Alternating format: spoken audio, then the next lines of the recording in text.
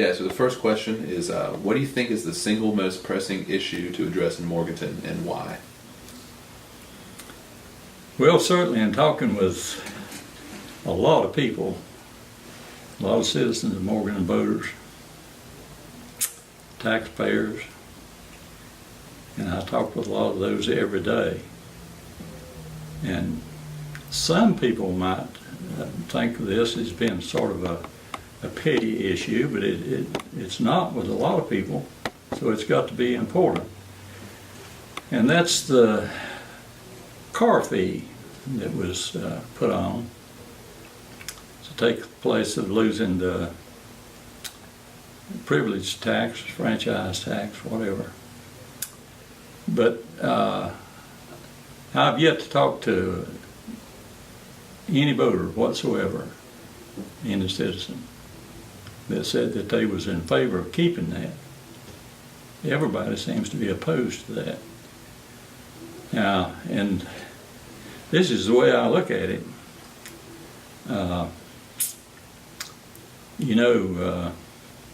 If you'll indulge me just a little bit here, I kind of like to use metaphors sometimes, but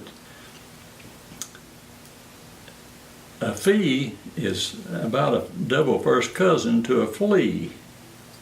And if you discover you've got one flea, in all probability, it ain't going to be long till you're going to have a lot of fleas. Same with fees. When fees are put on, most of the time they don't come off. And they tend to multiply. And we've, over the years, we've kind of multiplied those in different ways, different things. But that fee, a $20 fee, doesn't sound like a lot of money, and it really isn't to some folks. If you're driving a $50,000 or $60,000 automobile, another $20 probably don't mean much to you.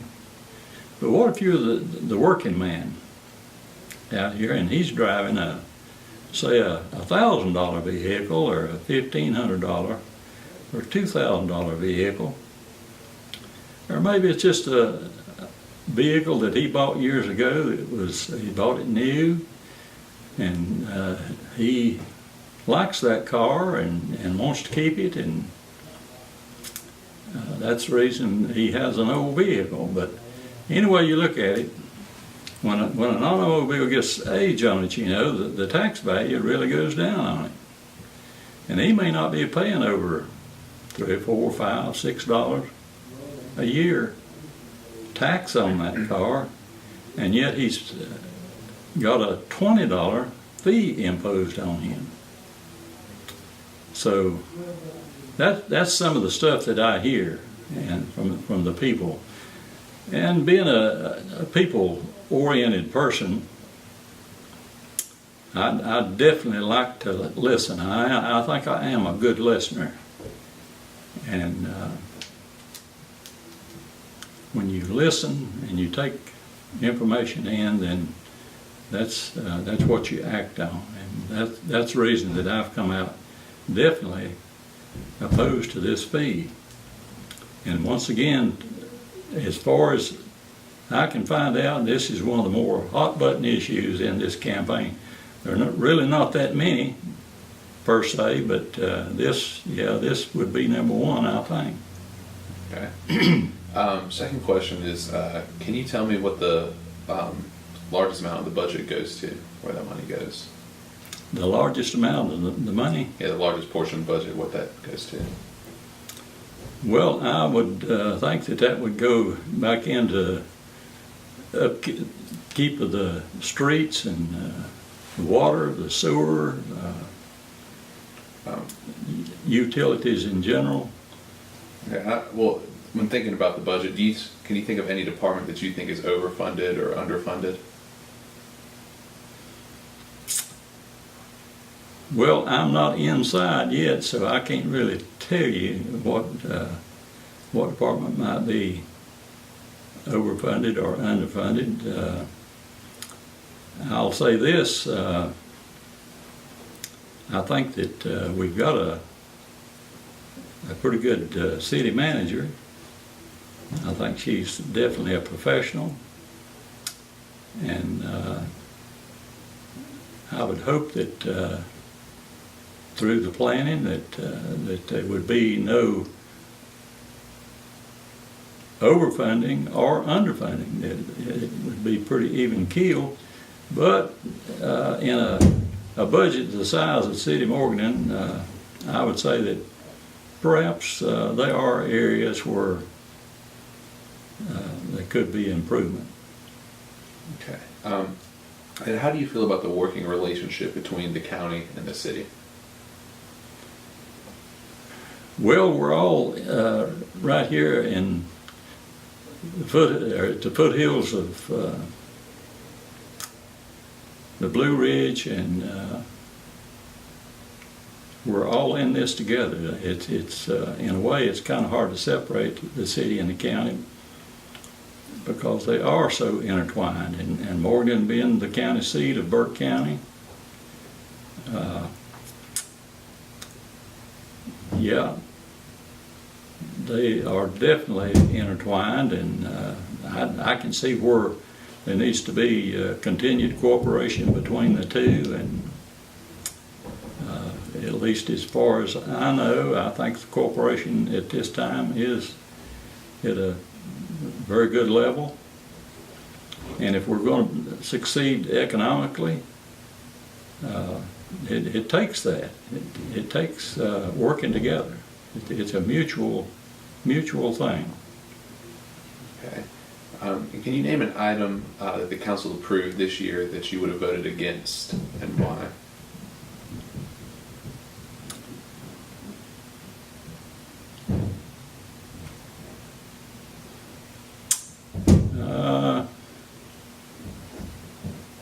I can't really think of anything right off the top of my head that they passed on, and I've been at most all of the meetings. Okay. And how do you feel about the city management team, which that would include department heads?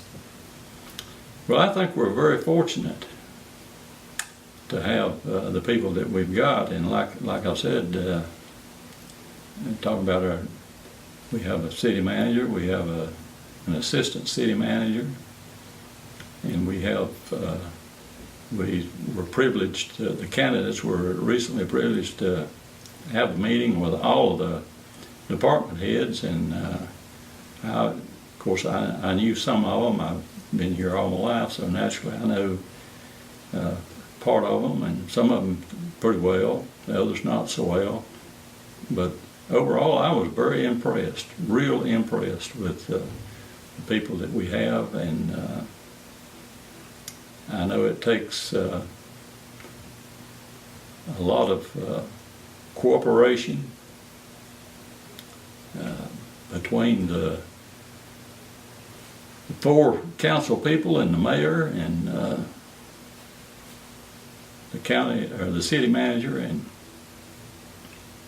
all the department heads. It takes it is a cooperative effort. It really is. And, my desire would be to see that the cooperative effort continues. And as you know, there's been a seat open on the city council for 2 years come election time. How do you feel about having an open seat on the council, and if you were elected, would you do anything to keep that from happening again? Well, I think this has certainly been a learning process for a lot of folks, and at least what our city attorney said at the time, that there's really nothing in the charter that says after 90 days what you do if you have an opening, and that's exactly what happened. And of course,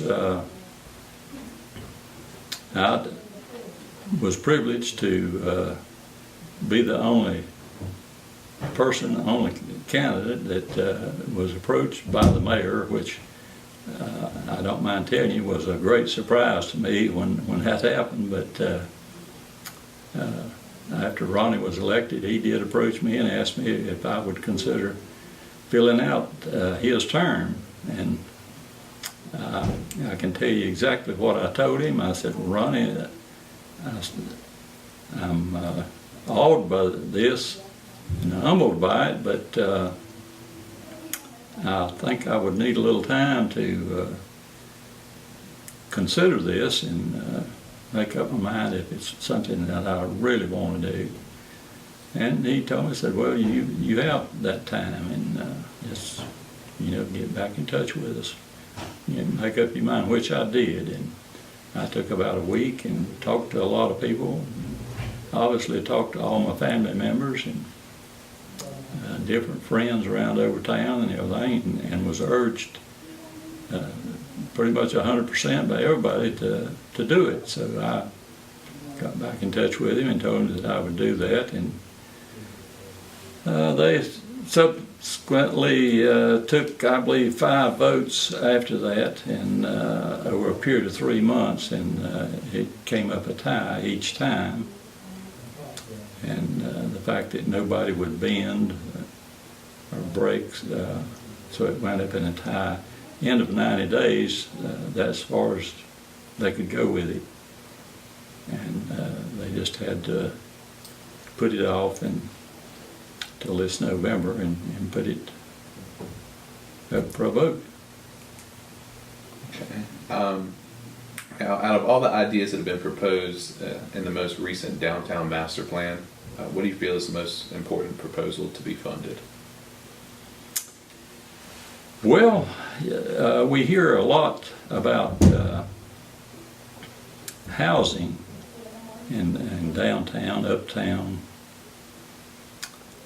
and we've over the years we've spent a lot of money.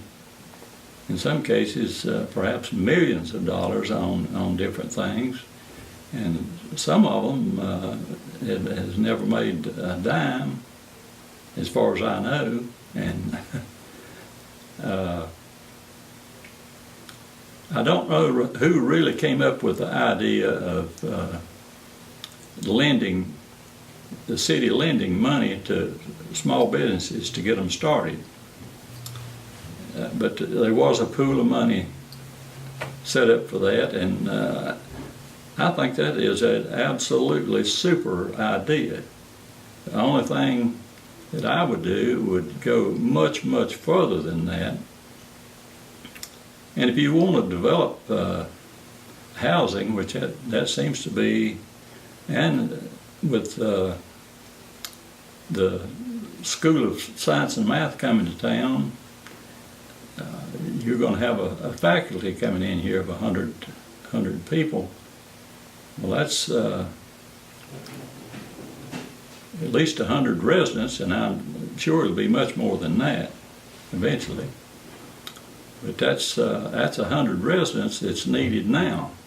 So one of my thoughts would be to take the same idea that someone had and put into place to help fund, lend money, help fund small business, set up a much bigger fund.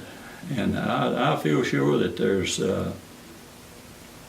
grants from the state and federal government both as well. There's monies that can be had. And of course we could, as the city, put up matching funds with that and set up a much larger fund. And go aggressive and go progressive. And yeah, you always want to have good growth, and you don't want to grow too rapidly, but stay within the guidelines and like I say, work with developers, contractors, whoever, And another way that I think that the city could sort of grease those wheels a little bit is, and I'm not saying that they're not doing this now, because like I say, I'm not in the inside, and I don't pretend to know everything, but I think always our city government could be more user-friendly to the people that they're dealing with. And in the areas where, you know, if we can bend a little bit, not to the extent of breaking rules or breaking ordinances or anything, I'm not saying that at all, but just, you know, going after business, so to speak, and then putting this money up to help with development, and at the same time letting the people know that's coming in to do the work that, yeah, you're welcome. We want you here. We want the new housing. We'll do anything within reason to help you. Okay. Can you tell me how many council meetings you've attended in the past year? Let's see. I'm going to say probably 8 or 9, probably. You said you've lived here your whole life, so you probably know that Morganton has, you know, a lot of opportunities for recreation, entertainment, leisure. Imagine that it's a Saturday in Morganton, and your day's wide open. Starting with waking up until the end of the day, how would you spend an ideal day in Morganton? Well, I'm not sure who came up with the slogan of Nature's Playground, but I like that. And Morganton, it certainly has a lot to offer. It really does. And to me, really one of the outstanding crown jewels, so to speak, would be the Greenway over on the river.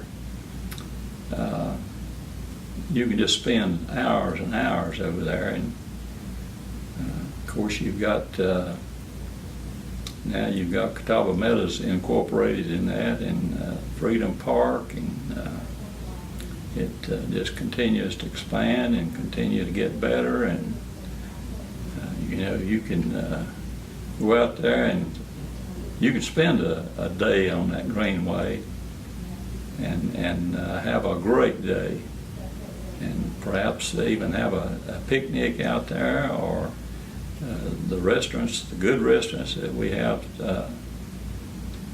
available. Just so many opportunities. I think as far as spending a whole day, a whole Saturday, I can't think of a much better way personally to do it than on the Greenway. And of course, you've got the river itself. Might even want to go kayaking, or who knows, drown a worm, or a lot of aspects, a lot of things out there that many other cities in this area just they can't measure up with us in that respect. Okay. And can you tell me something that you've done in your life that you are particularly proud of? Well, I've ran my own business for over a half a century, different businesses, and I've been very well blessed in that. Been successful, so I do understand business-wise what it means to have to live within a budget, to make a budget and live within it, and to persevere. I think it takes a lot of perseverance to be successful.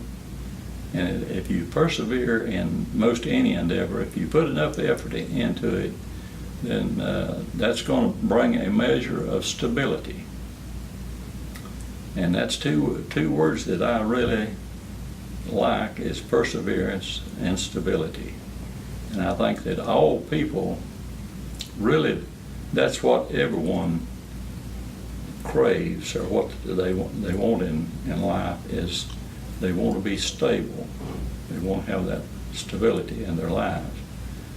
And of course, another word that we could use would be dedication. It certainly takes a lot of dedication, and that would sort of intertwine with the word perseverance.